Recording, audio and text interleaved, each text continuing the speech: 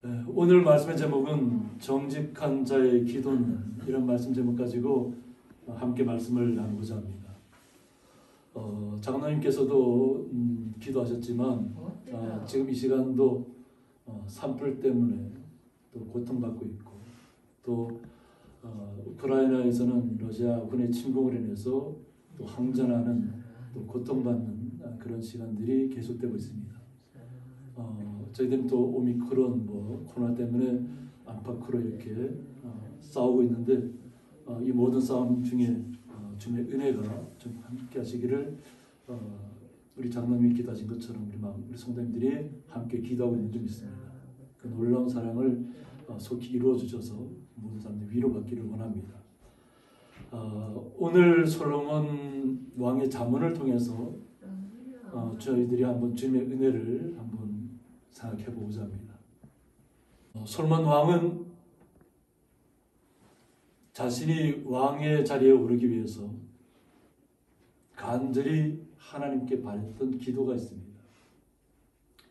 그것을 위해서 간절히 기도하면서 일천번제를 올렸습니다.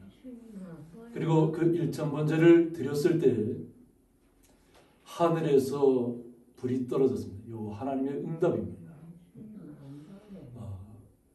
불이 떨어지기를 솔로몬이 간절히 기도하지 않았습니다. 그러니까 다만 자신이 하나님 앞에 드려지는 번제를 통해서 주님의 응답을 받기를 원했습니다. 그런데 하나님께서는 그 간절한 기도를 모든 백성들이 지켜보는 가운데서 하나님께서 역사하시고 있다는 것을 그들의 눈으로 직접 확인하겠다는 것입니다. 그래서 그 불이 떨어지면서 하나님의 영광을 보게 되고 하나님의 성전을 모두 다 하나님께 헌당해드리는, 봉헌해드리는 시간을 가졌습니다. 그래서 하나님께서 또 이렇게 솔로몬에게 약속을 한 것이 있습니다. 그게 뭐냐면, 솔로몬에게 뭔가 하나님 앞에 요구하는 것이 있으면 그것을 내가 반드시 너에게 들어주겠다고 했습니다.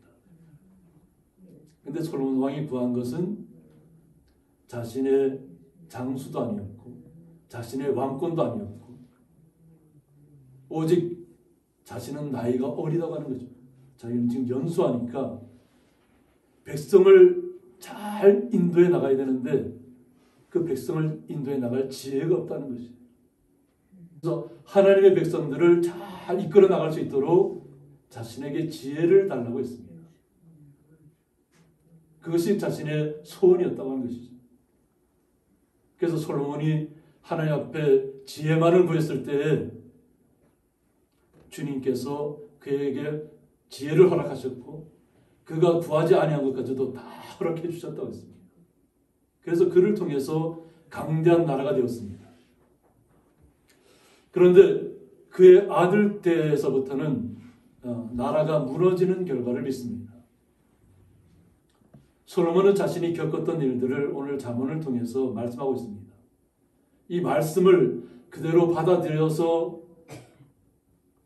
자신의 마음속에 그 말씀을 품고 나아가면 하나님께서 그 말씀대로 이루어 주시지만, 만약 이 자신이 하나님께 받은 이 말씀대로 주었음에도 불구하고 그 말씀대로 행하지 아니하면 그 반대의 상황이 올 것을 오늘 본문 말씀에서 계속해서 교차적으로 이야기하고 있습니다.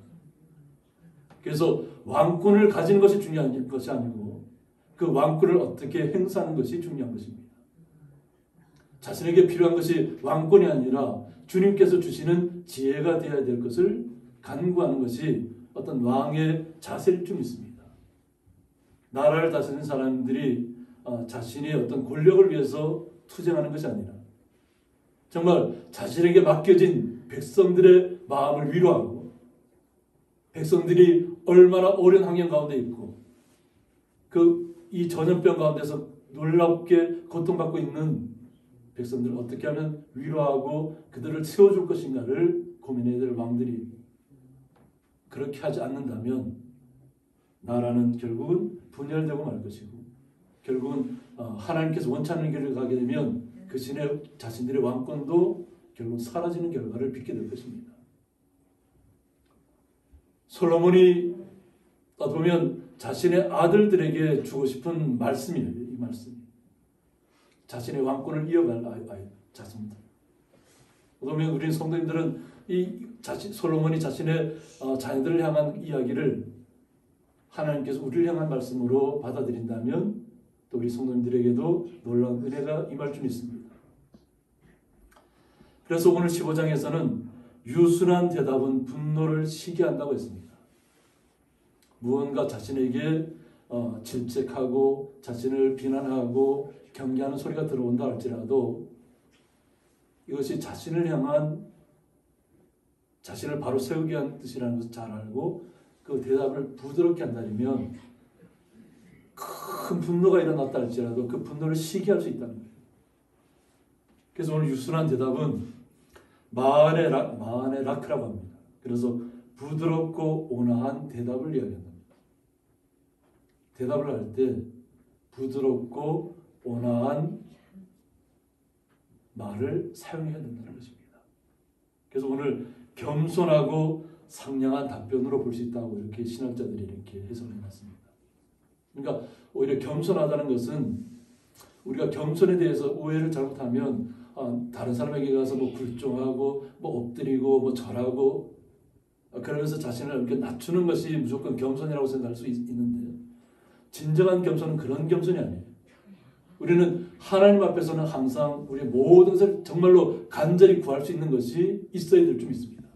오늘 솔로몬처럼 자신의 전심을 다해서 주님께서 주실 지혜를 기다리면서 기도하는 것이 진정한 겸손입니다. 이 겸손은 자신에게 맡겨진 백성을 잘 다스릴 수 있게 해달라는 거죠. 자신이 높아지게 해달라는 것이 아니라 자신에게 맡겨진 백성을 잘 다스리게 해달라는 것이죠. 그러니까 겸손한 것은 당당해야 될 줄 믿습니다.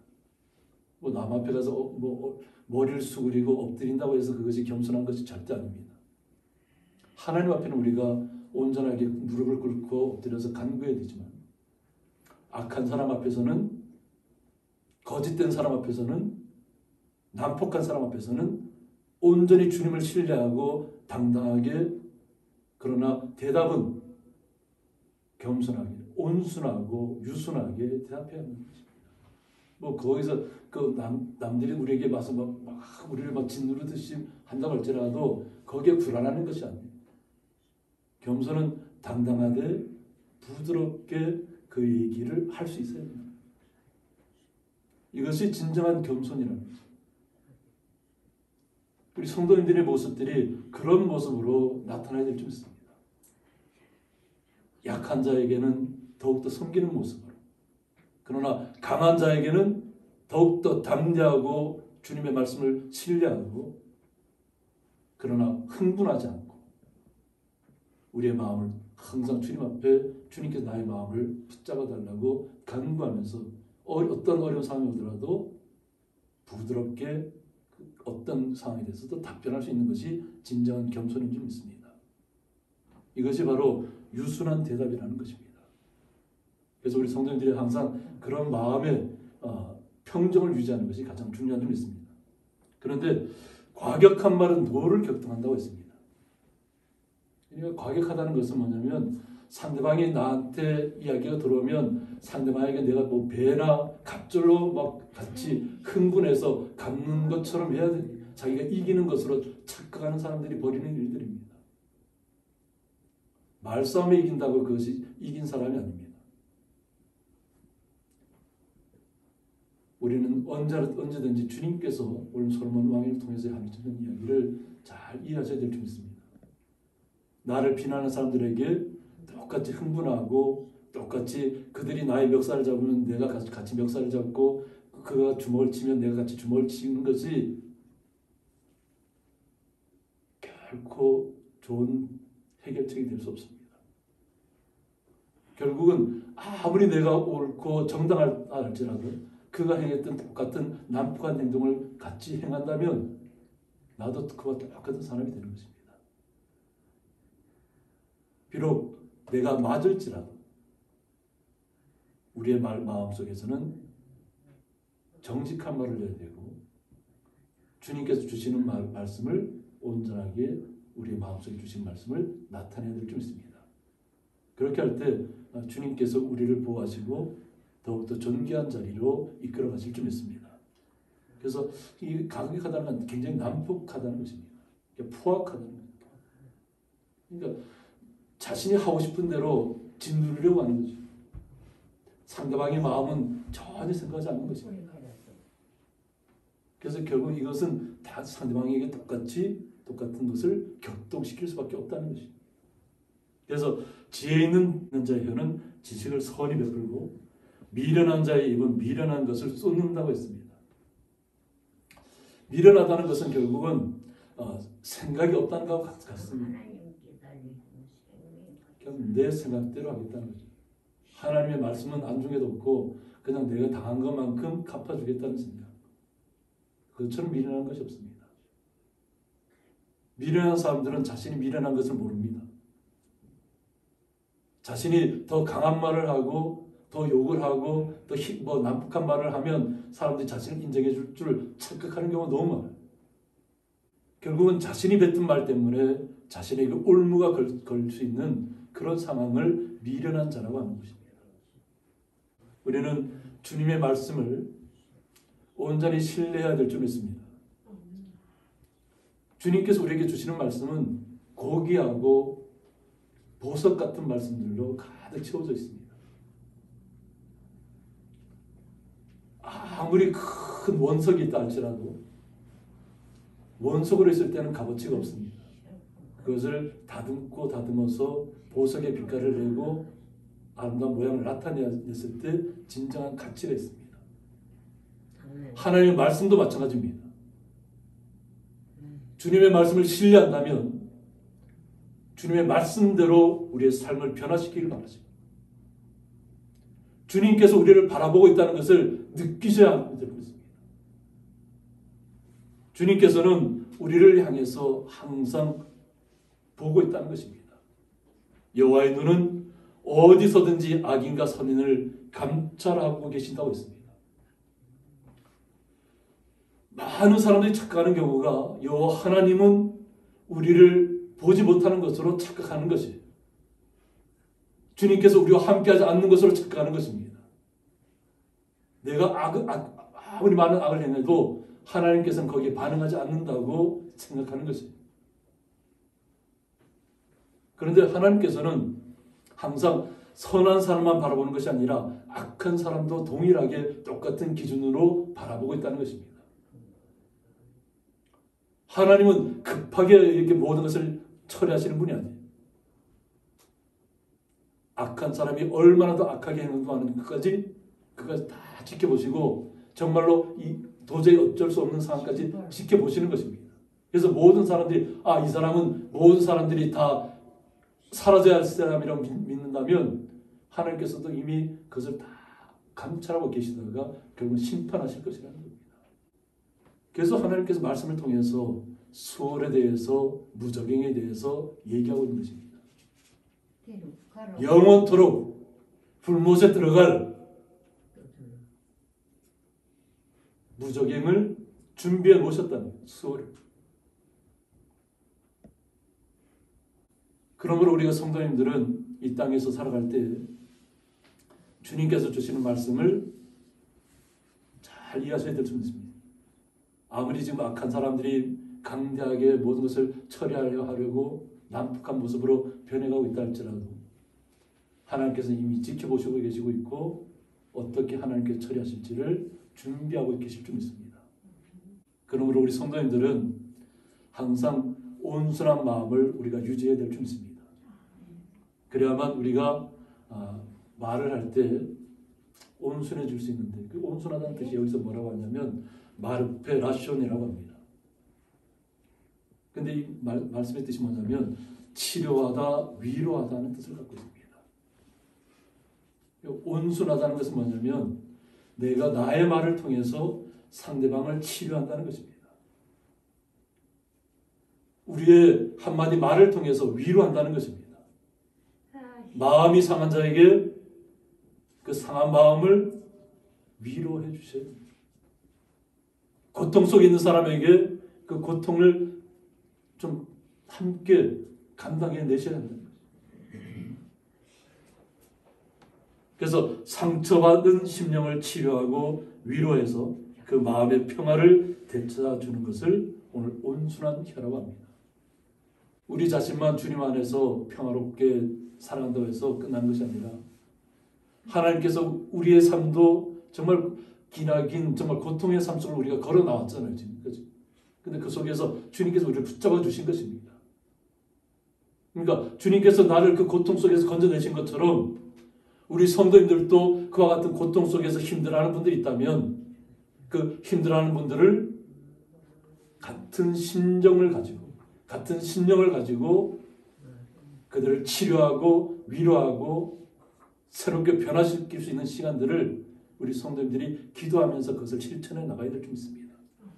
그래서 그 마음의 평화를 되찾아주면 오늘 생명나무라고 해요. 생명나무. 주님께서 주시는 영원한 생명을 누릴 수 있는 그 자격을 하나씩 갖춰 나가는 것입니다. 그러나 폐역한 자는 마음을 상하게 한다고 했습니다. 상대방의 마음을 막 후집고 막 끄집어내고 상처를 막 긁어내서 없는 상처까지도 새롭게 막 상처를 긁어내 만들어내는 사람을 폐역한 자라고 합니다. 자신이 한마디 잘못된 말을 자신이 잘못된 한마디 말을 들어서 자신이 잘못된 것을 지적해주면 그것을 자신이 바꾸어야 되잖아요. 그러면 하나님 앞에 복을 받을 수 있는데 오히려 자신의 단점을 잘못을 끄집어냈다고 해서 오히려 그 상대방의 것도 없는 것까지 막 만들어내서 함부로 말을 하게 되면 결국은 상대방의 마음도 상하게 합니다. 절망 속에 빠뜨리게 됩니다. 그런데 하나님께서는 그냥 두시지 않습니다. 그 폐역한 열을 사랑하는 사람들은 결국은 자신까지도 파멸의 길로 빠져들게 된다는 것입니다. 그러므로 우리는 말씀 속에서 온전히 주님을 의지하셔야 될 줄 믿습니다. 그래서 아비의 훈계를 없인 여기는 자는 미련한 자라고 했습니다. 아버지의 마음이 자식에게 그 말씀을 전할 때 정말로 자신이 겪어왔던 인생 속에서 가장 소중한 것을 자식에게 주는 것입니다. 부모의 마음은 자기 아들에게 전가를 주지 않습니다. 독을 주지 않습니다. 가장 자기가 가졌던 것에서 가장 좋은 것으로 자녀에게 주기를 원하는 겁니다. 그런데 아버지의 마음을 이해하지 못하고 그것을 갖다가 업신여긴다면 그 미련한 자라는 거예요.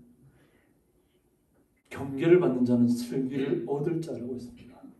무언가 자신을 향한 아버지의 마음이 다가올 때 그것을 온전히 받아들여서 깨닫는다면 그리고 자신의 삶을 바꾼다면 정말 슬기를 얻을 자라는 거예요. 그러니까 주님으로부터 오는 지혜를 얻을 수 있는 시간을 갖고 있다는 것입니다. 의인의 집에는 많은 보물이 있다고 했습니다. 이 부활은 우리가 상상하는 대로 뭐 내가 기준에 어떤 많은 내가 나는 집을 갖기를 원한다는 그 집이 나의 보물이 될 수도 있고 나는 많은 돈을 갖기를 원한다면 그 돈이 자신에게 부하가 될 수도 있고 뭐 금을 갖기를 원하면 그 금이 자신에게 보물이 될 수도 있겠죠. 그런데 오늘 본문에서 하는 얘기는 그런 이야기가 아닙니다. 하나님께 주시는 그 말씀을 우리가 잘 생활 속에서 실천하는 것입니다. 유순한 대답, 온순한 혀, 위로하고 상한 심령을 새롭게 세우고 우리의 삶 속에서 실천하는 이 모든 탤런트들이 다 우리에게는 보물입니다. 우리 성도님들이 가지고 있는 장점들이 다 보물입니다. 이 많은 우리에게 주어진 보물들을 활용을 해야 될 줄 믿습니다. 찬양을 잘하는 것도 주님께서 우리에게 주신 보물입니다. 그 찬양을 통해서 하나님 앞에 영광을 올려드리고 또 찬양을 듣는 사람들에게도 마음의 울림을 준다면 그것은 하나님께서 우리에게 주신 보물이에요. 세상의 것이 눈에 보이는 것이 많아야 나에게 보물이 아니라는 것이죠. 하나님께서 우리의 생명을 다시 살려냈으면, 죽을 인생이었던 내 인생을 주님께서 살려냈으면 하나님 앞에 더욱더 감사해야 될 줄 있습니다.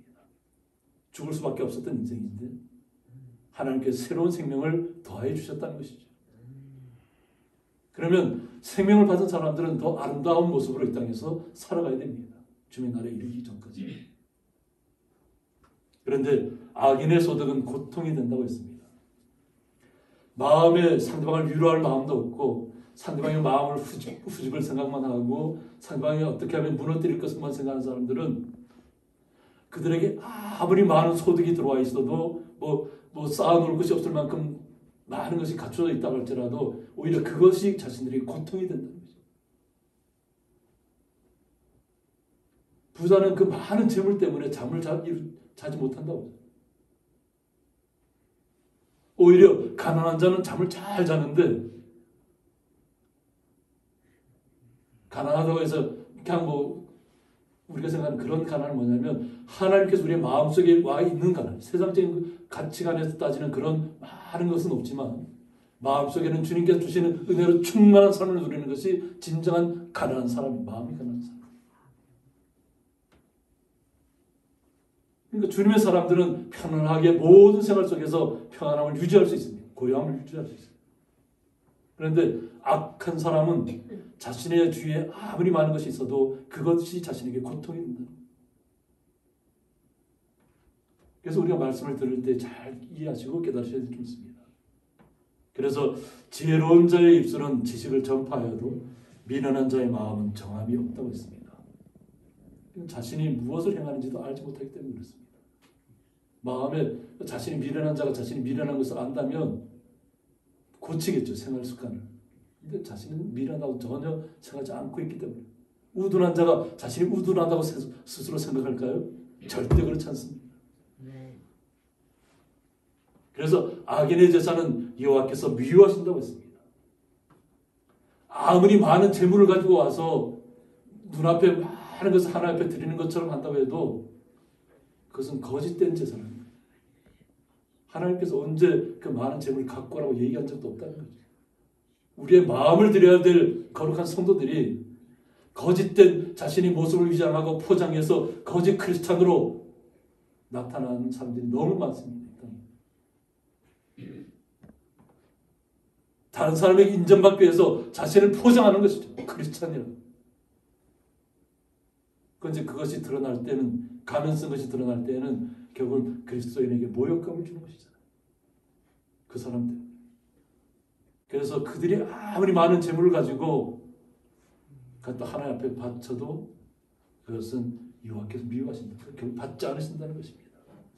오직 정직한 자의 기도만을 주님께서 원하시는 것이죠. 마음이 진정으로 가난하고 오직 주님만으로 나는 모든 것을 감당해 줄 수 있다는 충분한 마음의 용기가 있어야 될 줄 믿습니다. 주님 한 분만이면 저는 이 땅에 사는 동안에 모든 것에서 이길 수 있고 지치지 않을 용기가 있고 절망하지 않을 용기가 있고 무너지지 않을 용기를 가져야 될 줄 믿습니다. 나의 기도가, 나의 한마디의 기도가 솔로몬의 기도처럼 진정한 기도라면, 나의 진심을 다한 기도라면 주님이 기뻐하신다고 했습니다. 그가 기뻐하신다. 우리는 주님께서 기뻐하시는 기도를 주님 앞에 온전히 드려야 될 줄 믿습니다. 그것이 주님께서 우리를 향하신 뜻입니다. 주님이 원하시는 기도를 할 때 우리의 마음에 평안이 찾아올 것이고 우리의 마음에 위로가 찾아올 것이고 성령님께서 함께 하시는 우리의 강인함이 우리의 마음속에 자리 잡을 것입니다. 주님께서 주시는 강인함이 우리의 마음속에 자리 잡는다면 우리는 어떠한 고난이 오더라도 물리칠 수 있는 힘과 용기와 지혜를 가진 것입니다.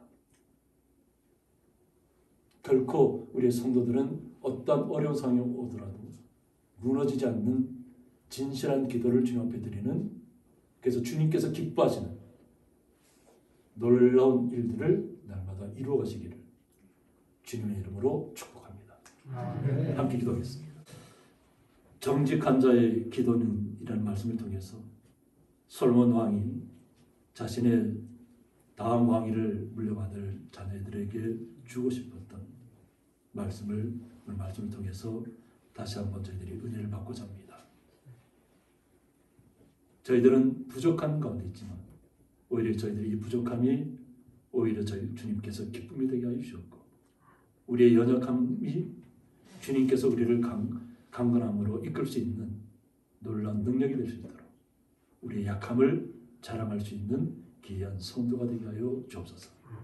그래서 어떠한 상황 속에서도 유순한 대답과 다른 사람들 마음을 상한 심령을 위로할 수 있는 거룩한 은혜를 실천할 수 있는 마음을 주님께서 허락하여 주옵소서. 그래서 우리의 이 땅에서 걸어가는 걸음마다 걸어갈 때마다 주님께서 함께 동행하심으로 우리의 삶 속에서 놀라운 일들을 체험케 하여 주옵소서. 그 주님의 은혜에 감사하며 예수님의 이름으로 기도드리옵나이다. 아멘.